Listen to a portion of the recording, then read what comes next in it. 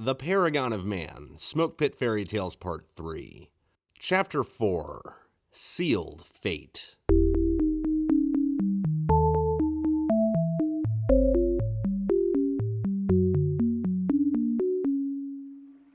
The night came and went without sleep or rest. The sea wasn't angry, but we were now more lost than we ever thought we could have been before.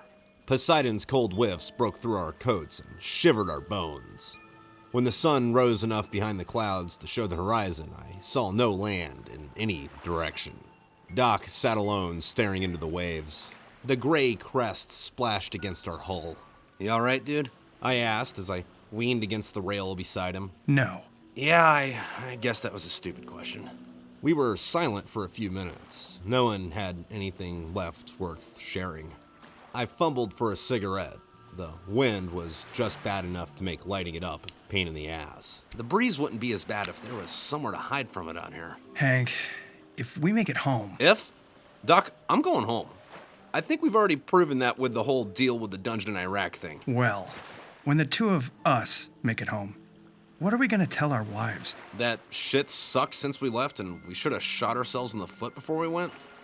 And if they press it and you don't want to talk, just say it was so bad you can't form a thought around it. I got fucked up the ass by one of those dudes. I had nothing constructive to say about that. I rubbed my forehead and tried to be sympathetic. Well, to be fair, you've given a lot of prostate exams. Man, fuck you! Well, what the fuck am I supposed to say? I mean, fuck, what if we were the ones on the meat hooks or getting cut up and eaten? I'm not convinced that we wouldn't somehow live through that. You know, I have my doubts. Yeah, sure, we got obliterated in Iran. You got shot in the heart and lungs and flatlined for a few days before you woke back up in Latvia, but there's gotta be some limit. Well, after getting hit with an artillery shell that left a crater the size of a bus and making a full recovery, I'd beg to differ. Shit, if those goddamn berries weren't a thing, there wouldn't be enough of us left to scoop up into a dustpan. And if there was, we'd be brain-dead meat sacks in a hospital somewhere. Shit, I was in the fucking vegetable ward when I woke up. I don't know, man. I'm just tired of all this shit. I mean, being on the front lines of World War III wasn't bad enough. We got stranded and have to fucking make it back to California from Russia on foot, on our own. Then we get raped, killed, sacrificed to the fucking devil, and there's 12 Marines left in the 7th Marine Regiment. Fucking 12! Doc scratched his scalp. His hair was about 6 inches long and his beard curled around his jaw. We were all like that, though. I don't know what to tell you, man. I took the last drag off my smoke and flung it into the ocean. But we're in this together. All 12 of us. Do we even know where we're going? West. Fowler butted in. Correa's been at the helm. How the fuck does he think he knows where we're going? Best we could tell, the sun came up in that direction. But that's all we really have to go off. Fowler pointed to the horizon behind the boat. So we're wandering? I guess it's better than Norway. Yeah, I'm willing to chance a slow death at sea to find something over being hacked to death by an incest cult. We sailed what we agreed was west. We hadn't any food or water. I had 2 bottles of black wine in my pack. A few times a day, we'd all take a swig. We weren't sure if it would help with anything besides morale, which was at the bottom of the ocean. At night, we all laid huddled together for warmth. I sat on the deck with my back to the bulkhead. We'd been at sea for days. I hadn't considered eating whoever starved to death first. The thought passed my mind once, and I was immediately sent back to being naked, bound and gagged in the grove. It took 5 cigarettes to shake that away. "I see land!" Correa shouted. We all jumped to our feet and searched in the direction Correa was pointing. There it is, all right. Doc half smiled as the land grew. Where is this? This looks like a bunch of smaller islands. We couldn't have made it to Iceland already. Are there islands between Norway and Iceland? Hell if I know. I scanned the landscape. Are there islands off the coast of Britain? We might have been heading more south than west. When we were about half a mile away from the island, Fowler shouted to Correa. Hey, drive us around. Let's see what's on the other side before we land. Correa steered the boat around the coast. We came into a channel with land on both sides. The first island we saw was rocky and flat. A stone tower sat on the coast over a small cliff, watching the other island. Well, if anything, that'll keep us out of the wind for a while. Fowler looked back to Correa. Good call. Bring her in here. Correa stopped the boat in the water. We dropped the anchor and inflated one of the life rafts. We floated to the island.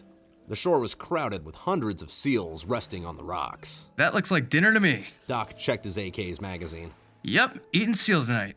He pulled the trigger as soon as we hit the beach. You guys go check out that area. I'm gonna start dressing this. Hey, hold up, Doc. What? Fowler looked as if he was trying to form a thought, but Nothing was coming to mind. Finally, he said, At least do it inside. He pointed to the tower. Doc shouldered the dead seal and headed up towards the structure. The tower was only 40 or 50 feet tall. The inside was circular with a built-in bench wrapping around the room. There was just enough space for us all to fit. A doorway that led to a staircase ascended to the top. Doc plopped the animal on the stone and went to work with his K-bar. Fowler and I climbed the staircase. The whole island could be seen from the top. It wasn't very big at all. There was no telling, however, how large the next island over was. Fowler stared at the other island. We'll go tomorrow. Sounds like a plan. I looked up at the clouds. What did they do? What? What did they do to blot out the sun? I mean, I'm pretty sure it's winter, but the sun should still come out every once in a while. Dude, they nuked everything. Yeah, I know, but... Man, just fuck, dude. Shit sucks, man. What the fuck happened that they decided that this would be a good idea? Russia decided it was a good idea to mass invade Europe in a nuclear age. Do you think that since they had alien technology, they thought they'd be able to win? No, we have that shit too. That would be stupid reasoning. I pulled out a cigarette. Well, what the fuck else was going on in the war that they decided to drop the bombs? I fumbled with my lighter until it lit. Who knows, man? I don't know where the hell the rest of the forces were. Maybe they were further south in Europe. Maybe they were pushing through Asia. You know they don't tell us shit. We stood in silence for most of the rest of the cigarette. You're married, right? Divorced. Oh. Some desert Wookiee I met in Palm Springs. Gross. Tell me about it. Something delicious made its way to my nose. I looked back down into the tower's guts. Doc had built a small fire and was cooking meat using slabs of rock. Doc! I called down. What are you burning? Doc looked up at me. This damn thing was almost all fat. I might have to go shoot another one just for fuel. That's probably not a bad idea, if not for anything but staying warm. I'll go get a few more. I started down the stairs, stopping a few steps down. Hey, Fowler, do we have anything to sew with? And does anyone here know how to tan hide? I don't know why. Well, we might as well make coats or blankets out of them. I made it down to the beach. The seals napped or frolicked around the rocks. Some were short-haired and fat. Others had longer, softer-looking fur. Either way, there was enough to feed us through the winter if needed be. I thought, I might need help carrying these things. I scanned the water dogs. Might as well at least take one back before I tell the guys to help out. I unslung my AK and zeroed in on a plump spotted pup and pulled the trigger. The animals around him jumped and ran for life, but the others on the beach treated me with mild neglect. They cared I was there as much as they cared for the birds. I shouldered my weapon and walked to the body. I had been careful to shoot it in the head so there wouldn't be any holes in the skin if we could figure out how to tan them. When I got closer to the blobbing mass of fat meat, I saw behind it a litter of baby seals nested half underneath the one I had killed. I had a brief moment of sorrow. I frowned, looking at the pups. I'm sorry, little dudes. I leaned down to inspect them. They seemed large enough to make it on their own. It's not really like they had a choice at that point.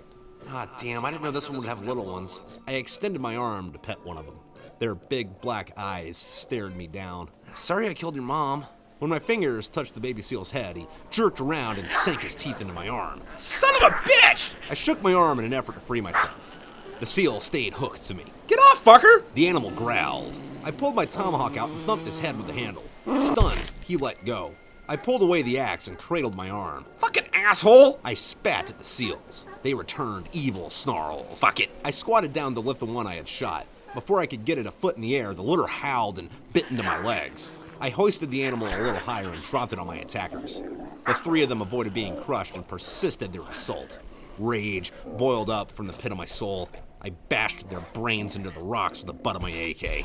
The rest of the seals on the beach finally decided I was the problem. Snarling and barking, they closed a circle around me. The average one looked to weigh about 200 pounds. I'm already done fucking with this shit. I switched the AK to full auto, put the butt in my shoulder, and emptied the magazine into the herd. A few moments later, I stood surrounded by an army of dead animals. The ones I didn't send a bullet to jumped into the sea and swam for life. I stared at the carcasses and grunted a sigh. I hoisted up the first seal over my shoulders and headed back towards the tower. A few of the Marines met me halfway, inquiring about the automatic fire. I explained to them what happened, and they went back to carry what I had left on the beach. A stack of dead seals stood just outside of our tower. Those who were hunters back home carved up the beast, separating the meat, fat, bones, and skin. They were very careful to leave the hide in as much of one piece as possible. We cooked the meat on the rocks beside the fire, fueled by seal fat. All right, gents. Doc prodded at the meat with his K-bar. ripping a portion open with his teeth. Yeah, it's done. We picked up the meat with our knives and dug in. I was too hungry to notice if it was any good or not. I could have enjoyed sauerkraut-flavored ice cream at that point. We weren't much more than barbarians anymore. Long-haired and bearded savages, brutishly living off the land. When the hunter marines were done eating, they tied some of the seal hides to a cord and stretched it over the fire. A couple of the others went back to the boat for fishing line. When they returned, we cut holes in the larger skins for our heads to fit through so we could wear them like ponchos. Then we used the fishing line to sew the soft baby seal fur into the inside for insulation. At first, there wasn't enough to go around. Deciding that saving ammunition was a good idea, we went back and clubbed about 20 more baby seals. I threw the garment over my head and loosened my cargo belt to fit over it around my waist. This isn't really that bad. I almost smiled, lighting a cigarette. It's warm, we have food. We're not getting raped. Ivy added. Everyone else mumbled in agreement. What's the plan for the next island? Be polite if we meet anyone, but have a plan to kill them all. Treat it like a hostile village and country. And if there's no one? Rhodas inquired. Stock up on food, try to find a way to persevere, figure out where the hell we are. I puffed my smoke. We were only at sea for a few days. We're probably still on the islands around Scandinavia. England, at the furthest. Are we going to try to island hop to Canada and walk from there? How long do you think that would take us? Columbus was at sea for like 4 months, right? I think it was like 2? Either way, that doesn't matter. First off, Columbus was using wind, not a motor. If we don't find fuel, we will be too. Secondly, he sailed from Spain to the Caribbean. We're just trying to find North America. Well, provided we can find fuel, wouldn't it make sense to go to Panama and hook back up afterwards? Sailing is a hell of a lot faster than walking. If we can get a hold of a car once we're on land, we wouldn't be more than a few weeks away. Correa opened his hands over the fire. Only if we find gas. At this point, I think it's safe to assume that most cities and highways are destroyed. I think Allensworth might be right. It'd be a long sail to go through the Panama Canal, but it would be faster overall. We ended up staying an extra day to finish cooking the seal and make warm clothes. When it was time, we loaded the boat with meat wrapped in hides. We figured since it was freezing, it would keep. Correa started the engine and we coasted to the adjacent shore. It doesn't even look like it's a mile away. Hill said, We could probably swim it if it wasn't so damn cold. Williams spoke up. Do you think we should go straight over? Maybe we should run up and down the coast for a bit and see what's around. Fowler looked over the coast, then back to Correa. Keep us this far from shore and head up the way. North! It's going to get colder the further north we go. It's not like we're going that far. I think we'll be fine. Correa turned the ship starboard and we floated up the coast. We watched the shoreline. We spotted what we thought were small villages, every here and there between the green. At least there aren't cliffs. We don't have to narrow down where we land. I looked through the mist at the group of small buildings, and it looks like they have lights on. I couldn't tell for sure. Fog started to roll in, but I could see rings of smoke rise from the chimneys. Looks like they have fire, though. The last fucking place had fire too. Rhodas graped. There's not enough of us to make enemies. Fowler said to Rhodas. I don't expect everyone to be as unwelcoming as those last assholes. On the third hour of our sail, Correa told Fowler to halt. That looked like a decent-sized settlement. He pointed to the distance. There were docks filed with colorful boats. Houses lined the beaches and streets with old English masonry, and they look like small castles. Hopefully it's just a sleepy little fishing village. Well, whatever it is, that's where we should go. Take us back south to where this is out of the line of sight. We'll go ashore there. Roger. Correa spun the helm. So what's the plan? Well, Fowler had his hands on his hips. He was still trying to survey the landscape. I figure we'll leave the boat in position, take off if things go south. A couple of us will take a life raft ashore, go scout the place out, get a feel for things, and make a call on whether or not to bring everyone else in. That's probably a good idea. But those last people were inviting it first, too. I pulled out a cigarette. What if you take 3 guys with you, keep in pairs, and have 2 go in alone while the other 2 watch, and they can be relays or jump in if needed. That way all us eggs ain't in the same basket. Fowler nodded. That should work. We sailed south until we had passed a couple of peninsulas that blocked the town from our sight. Correa dropped the anchor a bit away from the shore. The gray waves under the sky were choppy, but not altogether too terrible. All right, Rhodes, Hill, Ivy, you gotta come with me. The rest of you stay here. We should be more than a few miles from town by land, so we shouldn't be too long before we come back with word. Don't think you might want to get a good feel for it? Maybe spend a night or 2? Yes, I was gonna say, if we're not back by dusk tomorrow, set sail. What about if they take you hostage and try to use you to coax the rest of us back to land? Oh, that one's easy. If you're in distress, wave at us and beckon us to come in. That'll look innocent enough to whoever's captured you guys, if that's the case. Simple enough. Yeah, if we don't physically come back all the way to the ship, then you guys don't come ashore. The four of them loaded into the life raft and paddled towards the beach. Do you think maybe we should have fed them before they left? They'll be able to find food on the shore better than we will here. I'm gonna use the grill to cook up half a seal. You guys in? The rest of us nodded. Yeah, why not? Correa took a slab of seal fat and set it under the grate. Doc helped him set it on fire. What do you think will happen to them? Walks asked. No idea. I could have sworn that I saw their lights were on. Maybe if they have power, they won't be as hard up and willing to pillage as those last fucks were. That, and we don't have anything for them to take. Why would they bother? And it's not like everyone is in a fucked up murder sex cult. Either way, they should stay cautious. Correa lowered the grate over the burning seal fat. And so should we. Before the sun set on the first day, we saw Rhodas and Ivy paddling back to the boat. That was quick. Why is there only 2 of them? I don't know. I suddenly felt fear. Something must have happened to the other 2. I turned back towards the other 6 on the boat. Hey! They all looked up at me. Rhodas and Ivy are paddling back. The Marines jumped up and looked over the railing. Where are the other 2? The raft pulled up to the boat. Doc threw them a line. Ivy tied it to the raft and they climbed aboard. The 2 of them looked shaken and rattled, their eyes wide and their breathing hard. Oh, what the fuck happened this time? I looked up to the clouds. Can we get a fucking break, God? Ivy panted. They locked up Fowler and Hill. What do you mean? She locked them up. Rhodas answered. Ivy continued to pant with a stutter. We hit the beach. There's a small village nearby. One we couldn't see from the shore. It was real small, maybe only 15 buildings. They have power, but we decided to go to the larger town. We walked north, past a couple of lakes, and found the outskirts of the village. There was a house that looked like a small castle. It had a short wall around it, and there was a pole with a blue flag with a white cross on it. We heard echoes of singing. There was smoke coming from the chimney. Fowler took Hill to the gate.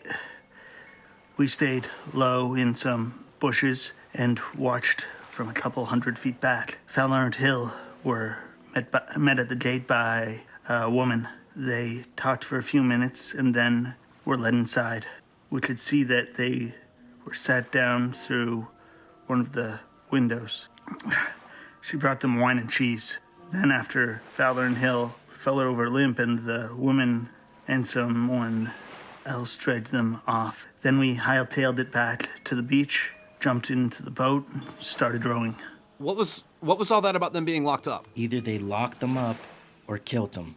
I would like to think they were alive still. We are so fucked.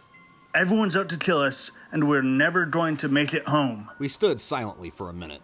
I lit a cigarette and glared at the coast. We should set sail. No. I exhaled a thick plume of blue smoke. Doc and I will go get them. That's stupid! There's less and less of us. If the 2 of you get schwacked, that's less manpower for the rest of us. We have to stick together. If anyone is going to go, we're all going to go. And we're going to go in with guns blazing. Correa, that's not smart. Doc and I snuck into Ilium and we came back all right. We'll go in and figure out what happened and bring Fowler and Hill back. And I'll kill everyone in their fucking sleep if I need to. But what if you 2 get killed too? Then that's more food on the ship for you guys. Doc and I will only take our pistols and blades. We'll leave our ammo and gear here for y'all. I looked at the Marines standing around. It'll be easier to move with a smaller group anyway. It'll be easier to feed yourselves too. Let them go. I'm pretty sure we're all going to be some animal's food by the end of this anyway. Anderson spoke while handing me the magazine for his 1911. You can't get them back. Fucking burn it to the ground. I nodded at Anderson. Thanks, man. Before looking to Doc. Ready? Yeah. Doc unslung his AK and handed it to Ivy. I handed mine to Correa. They already know we're around. Sail back to the tower immediately so they don't spot you. Meet us back here at dusk tomorrow by the end of that peninsula. If we're not there, sail south and look for warmer water. Good luck, you stubborn son of a bitch. Doc and I stepped into the raft. I looked back up at the Marines. If we don't come back, assume the world is going to get you. That'll be 2 for 2 against us. Forget politeness and pirate what you can to survive. If you make it back to California, an image of Penelope sitting on our couch came into my head. Find your families. I untied the line and pushed off. Hey everybody, how you doing? Thanks for listening to another episode of Smoke Pit Fairy Tales. What is this? The Paragon of Man. We're on the third book now. My brain is in a jumble because I am very soonly starting to work on the fourth book. We'll get back to that in a minute, but in this episode, or chapter-sode? I still don't know what the fuck we call these. See, we had Chuck LaVoki as Doc, Eric Pickle as Fowler, and Matt Kupcikevicius as Correa. Tim Sears as Walks, and Jon Q Haskell as Ivy. Shout out Canucks! Bino Blacks as Rhodas, Kai Huber as Anderson, and Nicolas Schulte as Hill. This is the one where they clubbed all the baby seals, right? Where Hank clubbed all the baby seals. I mean, come on. All right.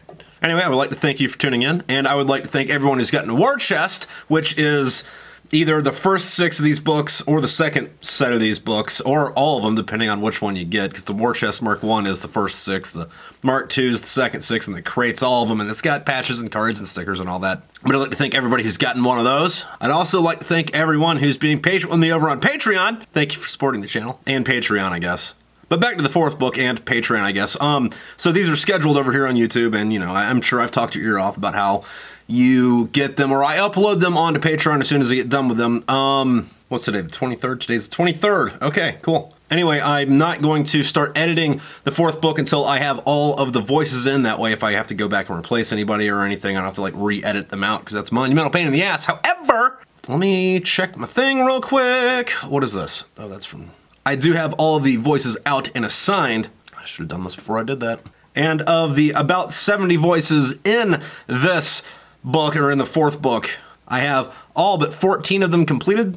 And of those 14 that aren't completed, 1, 2, 3, 4... 4 of those are main characters, and I'm about 75% on that. You know, my voice actors still get me their lines. It's a long book, and most of the other ones are just background characters that, you know, have like 3 or 4 friggin' lines, and they are all out and have been sent to actually multiple people. But of the background characters that need filled, everybody that I don't have by, I think, next week, what's today, the 23rd? Yeah, everybody I don't have by next week, I'm just going to go and get off Fiverr. So I'm going to start editing or putting together the fourth book next week is my plan. And those chapters will be going up on Patreon shortly after that. Anyway, in the meantime, if you don't want to wait for me to read this book to you here, well, I mean, you can get the book off Amazon, or you can get it on Audible, or if you want to keep up with the dailies, not with the dailies, but, you know, with the current, what's going on with the audiobook, you know, there is Patreon for that.